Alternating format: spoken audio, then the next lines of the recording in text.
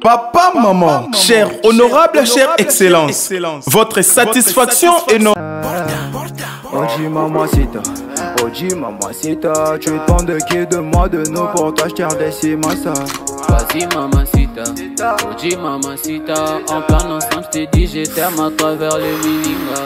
Oji mamacita, tu es tant de qui de moi de nous pour toi je t'ai redessus massa.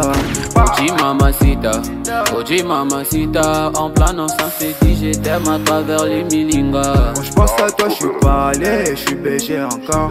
Tu t'en fous de mes reproches et de mes erreurs qui sont moches. La bonne j'arrange mes souvenirs dans la rue, je deviens rail. Quand je suis dans le Mbote bandeko, mbote libota nangai, awa toza na commune ya Ngiringiri.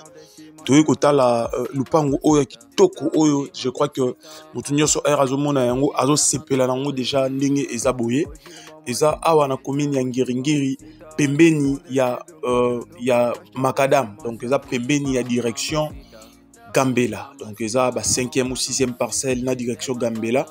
To tchango na marché kakalilo yango toye ko présenter bino, mais avant nyonso to bimana nous na Macadam et bongo tozonga. Awa toza na Prince Kasavubu. Donc tote emili boso station Gambela. Tote emili boso station Gambela. Tozola kisa Macadam ndenge zali pona oeza bat bazo kende magasin to bat bauti magasin bazo mata a toza na station Gambela. To lobi ndako toye kotala eza na direction Gambela. To ke non na direction Gambela to telema. Awa to telemi na liboso ya avenue o lupango na biso ezali. Donc awa toza na Ngiringiri ya liboso. Eza la bangiringiri ezali bangiringiri to eza na basuka kuna, mais o eza Ngiringiri 1. Donc Ngiringiri solo. Station Gambela ya mwana liboso baebi station Gambela so telemi mona immeuble o eza pembeni. Donc awa toza liboso avenue direction Gambela a continuer. Donc lupango na biso bon tozonga nanu tokota na lupango. Tozongi na lupango to présenter lupango proprement dit, lupango yango yo, lupango oto bandai ko betla bino lisolo to uti ba Macadam toye ndaku yango. Donc ndaku eza très propre, eza ndeka bo mona ba peinture bien, bomoni courant ezali, courant yango ezopela, mai na lupango ezali. Donc toza na Ngiringiri 1, Ngiringiri o ya solo, Ngiringiri oyo batnyos balingaka komona to kosomba eloko. Donc awa toza na quartier moro ya bien. Donc ndako na biso wa munene to mona ezalaki na deux portes. Omoni porte moko wana mais bakanga yango porte wana ezalaki comme studio munene. Donc lupango ezalaki lokwa na deux portes ba locataire mais bayaki kokanga yango po ekoma lokola ndako moko ya 2 chambres. Donc voilà un peu a to na portail bo mona lupango ndeza propre. Donc lupango eza soin bo mona faïence na mur. Donc propre makasi bon mona faïence continuer. Et awa to na parking. Donc awa to na parking il y a 2 ou 3 véhicules et revendre la très kitoko parce que tout ce qui t'a ko calculer espace où awa eza 2 mètres 50. Donc mutu ka 2 mètres 50 eza la raté, mutu ki souki na ba 1 mètre 80, 1 mètre 50, quelque chose comme ça. Donc awa to na couloir o mutako kipe ko poussa na ti na simakuna. To remega mpe ko poussa na donc ndako na biso nde to lobi ezalaki na 2 portes, studio munene na chambre salon mais basangisa nyonso et comment 2 chambres salon cuisine. Donc il y a 2 chambres salon cuisine à nakati bo mona carreau nakati ndenge ezali carreau chocolat bo mona likolo toza na plafond courant yango ezopela mai to relaxa kuna air to kokende ngambo mususu wana. Donc ndako ezaki toko awa na commune ya Ngiringiri.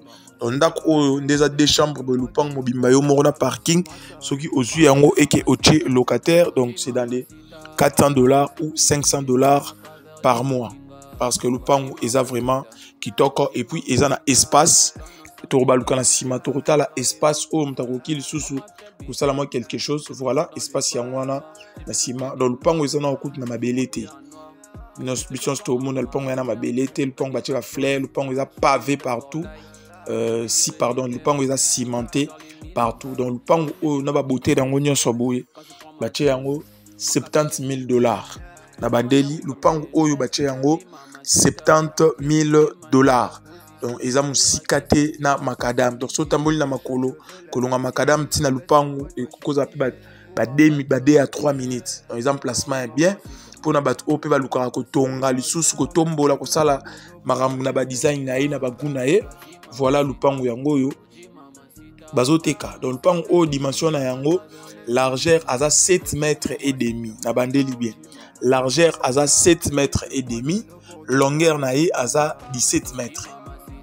Na bandeli largeur na ye aza 7 mètres et demi, longueur na ye aza 16 mètres 50, soit 17 mètres. Donc, awa espace yasima. Oyo mtakoki ko sa pe quelque chose yango yo. Mais tokoki ko somba yango to tchena nu. Mutu afutela awa en attendant tout se ressourcer. Donc, toko se retrouver kitoko et puis très bien. Donc, a toza pembeni na lobi bien toza pembeni ya makadam. Bache yango $70,000. Pango bache $70,000. Donc, wana awa tozo tala béton. Donc béton ezamana na lupango, pardon, béton te ciment. Lupango eza cimenté, lupango eza propre. Ndeka to mona bondenge ezali. Na yebi ke bomisana kota la biso ko te présenter bino ba offre kitoko yango. Donc $70,000, 7 mètres et demi sur 16 mètres et demi. Na deux portes ba locataire o eza awa studio munene na chambre salon cuisine. Oyo basangisa yango epesa 2 chambres salon cuisine. Soki tolobi lelo tomeka MP ko chango en location. Donc yo moro au ressentir que osombi na perte te. Awa na simeza toilette et moi petit jardin kolona moi tembele moi pondu yango na sima kuna et pompe yango na mai ezali. Donc awa tolak sa toilette parce que toilette yango yo toilette eza propre o eza que donc taro sepelapé asala na yeba makambo susu. Donc voilà un peu le pango na biso auto yaki ko présenter bino ndenge ezaleli na lobi $70,000. Le pango eza 7 mètres et demi sur 16 mètres et demi na commune ya Ngiringiri 1, donc pembeni ya makadam et puis non loin ya Prince Kasavubu. Donc kolonga Prince Kasavubu ti awa na makolo okosa ape ba 5 minutes à pamba. Donc kolonga sikoyo na direction ya Gambela kokoma tina lupango 2 à 3 minutes. Bonne chance à tout le monde. Bye bye. Agence congolaise de prestations et services SARL, la solution rapide pour toute activité des transactions immobilières en République démocratique du Congo.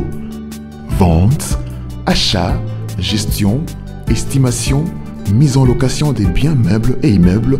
Contactez-nous au +243 85 27 79 630. Vous avez une parcelle à vendre, un terrain, une villa, une concession, un bureau et un appartement à vendre ou à louer. Contactez-nous au +243 85 27 79 630. La CPS SARL est la première société et grand réseau spécialisé dans la vente et l'achat des biens immobiliers.